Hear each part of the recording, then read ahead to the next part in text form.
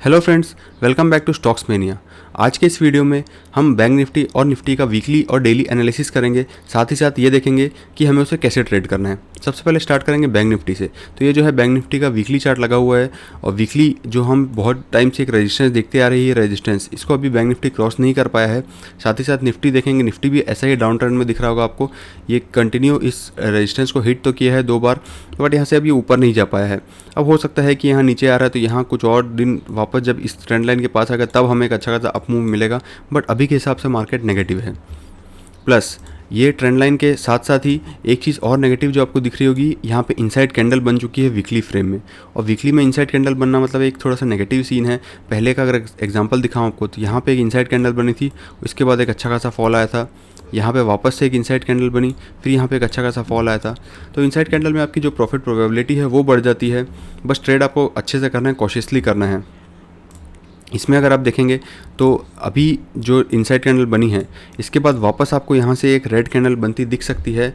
अगर यहाँ पे कोई बहुत बड़ा गैप अप या बहुत पॉजिटिव कुछ ना हो तो ये जो फ्लो में निकलेगा मार्केट, और यहाँ से आपको 33,000 तक के लेवल दिख सकते हैं।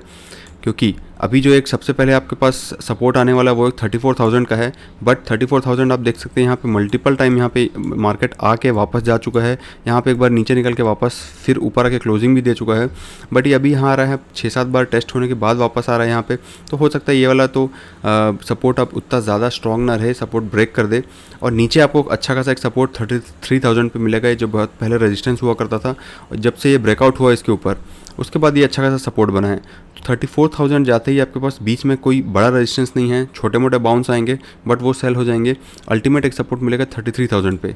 तो इस वीक हमें टारगेट यहीं तक का रखना है अगर 34 टूटता है तो, और नेक्स्ट वीक उससे बड़े टारगेट हमें मिल सकते हैं। अभी अच्छा खासा एक नेगेटिव सीन बन रहा है, अगर ये क्लोजिंग ऐसी हो जाती है 33 या इसके नीचे तो एक बहुत बड़े टारगेट के लिए प्लान कर सकते हैं। नेक्स्ट वीक वाले वीडियो में ध्यान से देखना, बहुत बड़ा टारगेट आपको मिल सकता है, वो चीज़ दिखाऊंगा, बट उसके लिए क्लोजिंग हमें यहाँ मिलनी चाहिए। डेली चार्ट में देखेंगे तो डेली चार्ट में भी इसमें एक बैंक निफ्टी में एक थोड़ा सा इनसाइड कैंडल बनता हुआ दिख रहा है, वो भी नेगेटिव साइड पे।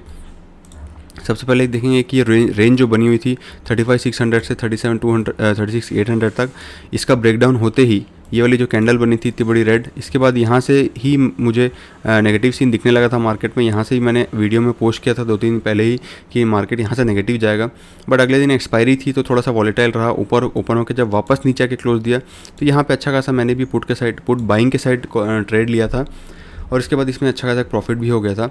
बट अब इसके बाद क्या कर सकते हैं कि जैसे यहाँ पे आप नेगेटिव कैंडल आपको दिख रहा है, ये इनसाइड कैंडल बन सकती है जब नेक्स्ट कैंडल अगर ज़्यादा गैप अप ना ओपन हो, यहीं आसपास कहीं ओपन होकर नीचे बन जाए 34,400, 300, 500 यहाँ कहीं भी खुल के ये नीचे आके ऐसा क्लोज दे दे तो ये इनसाइड कैंडल वापस बन जाएगा।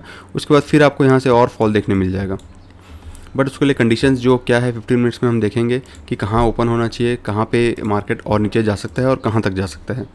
तो 15 मिनट में देखेंगे तो 15 मिनट में जो फ्राइडे का ट्रेडिंग सेशन था वो कम्प्लीटली एक रेंज में था, 300-350 पॉइंट्स की रेंज में मार्केट पूरा दिन ट्रेड किया है। ये वाली रेंज देखिए, ये फ्राइडे को गैप डाउन ओपनिंग हुई और उसके बाद आप देखेंगे तो ये 34,800 से नीचे 34,400, 400 पॉइंट्स की रेंज में पूरा दिन मार्केट इसी में रह गया। तो ये रेंज मैक्सिमम जो प्रोबेबिलिटी है अभी इसके नीचे ब्रेकडाउन की ही है, क्योंकि लास्ट जो चल रहा था नेगेटिव सीन चल रहा था, डाउन ट्रेंड चल रहा था, और बीच में जहाँ पे भी रेंज में आता है मार्केट उसके बाद अगर नीचे यहाँ पे कहीं भी 34,400 के नीचे निकलता है, स्टार्टिंग में 5 मिनट 10 मिनट में कहीं भी क्लोज देता है, यहाँ से एक बड़ा टारगेट फिर आपको मिल जाएगा, कम से कम 300-400 पॉइंट्स का आराम से। तो इसको एक बार तीनों पॉसिबिलिटीज़ डिस्कस कर लेते हैं कि गैप अप, गैप डाउन और फ्लैट ओपनिंग में कैसे ट्रेड करना है। तो सबसे पहले देख लेते हैं कि गैप अप ओपनिंग अगर रही 34,600, 700 या 800 के अंदर रही, इसी रेंज में कहीं पे ओपन होगी तो उसके बाद मार्केट नीचे ही आ सकता है। कोई इतना खासा उसके पास ऊपर जाने का रीज़न रहेगा नहीं, प्लस ज़्यादा सपोर्ट्स रेजिस्टेंस भी बहुत सारे हैं। जब तक मार्केट 800 या 900 डायरेक्टली इस रेंज के ऊपर बहुत बड़ा गैप अप नहीं खुलेगा तब तक मार्केट यहाँ से ऊपर नहीं जाएगा। तो यहाँ ऊपर भले जाके वापस नीचे आके क्लोजिंग दे देगा, बट अगर मार्केट आप मान लीजिए 34,800 के ऊपर खुला कहीं 850 या 900 के आसपास, तो आपको इमीडिएटली कोई ट्रेड नहीं लेना है, क्योंकि उसमें फिर थोड़ी सी कन्फ्यूजन रहेगा। यहाँ पे ऊपर वापस से रेजिस्टेंस बहुत सारे हैं, तो रेजिस्टेंस से वापस आके नीचे कहीं बीच में रेंज में रहेगा। सेकंड कंडीशन, अगर फ्लैट ओपनिंग का मतलब 34,800 के नीचे और ये 400, इसके बीच में कहीं भी खुल के जैसे ही नीचे निकलता है 34,400 के नीचे जैसी क्लोजिंग होगी, फर्स्ट कैंडल भी 2 या 5 मिनट, कोई भी कैंडल यहाँ क्लोज होता है अगर 5 मिनट, एक्चुअली आपको देखना पड़ेगा 5 मिनट के बाद फिर यहाँ से एक अच्छा खासा फॉल आने वाला है, तुरंत आपको यहाँ पे सेलिंग करना है, कॉल सेलिंग करके रख सकते हैं। जितने भी 500 के ऊपर वाले हैं, 6, 7, 800 सारे सेल कर सकते हैं आप। और जो थोड़ा सा रिस्की ट्रेडर है वो थोड़े से नीचे 34,200, 34,000 इन द मनी भी कॉल सेल कर सकते हैं, बट आपका स्टॉप लॉस स्ट्रिक्ट रहना चाहिए उसमें। तो ये हो गया फ्लैट ओपनिंग के बाद। फ्लैट ओपनिंग में एक चीज़ और सब हो सकती है कि फ्लैट ओपन हो, नीचे आए 34,400 तक स्टार्टिंग 1-2 मिनट में, फिर वापस ऊपर आके यहाँ कहीं बीच में रहे, तो उस केस में आपको ट्रेड प्लान नहीं करना है जब तक कि वो 34,400 के नीचे क्लोजिंग नहीं देता। ये उनके लिए जो एकदम सेफ ट्रेड करना चाहते हैं।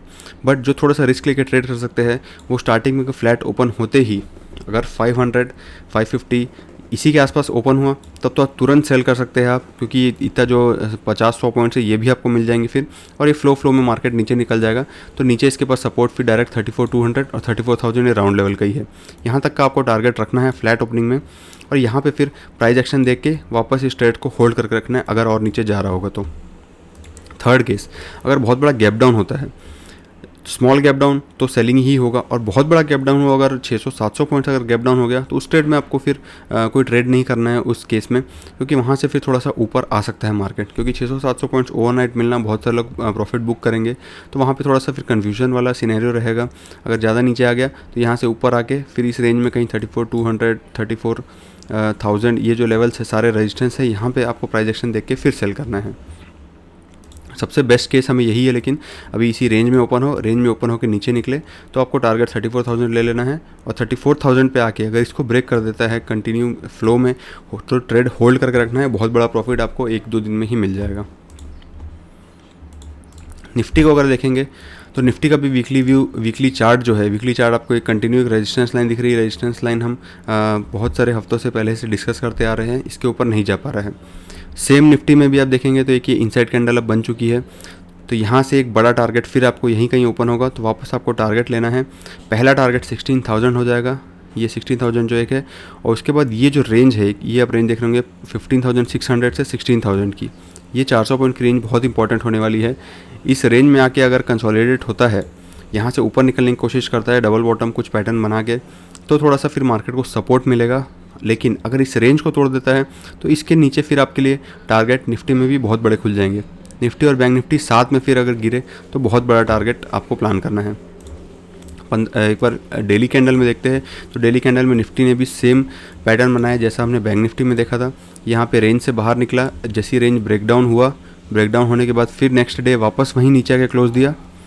फिर यहाँ पे एक दिन अभी हॉल्ट कैंडल बनी है, बीच में डोजी कैंडल, और फिर यहाँ पे कहीं पे वापस आपको यहाँ से एक रेड कैंडल ऐसी देखने मिल सकती है। 16,200 तक तो आपको कल ही मिल जाएगा अगर नेगेटिव सीन रहा तो, और हो सकता है 16,200 भी ब्रेक हो जाए।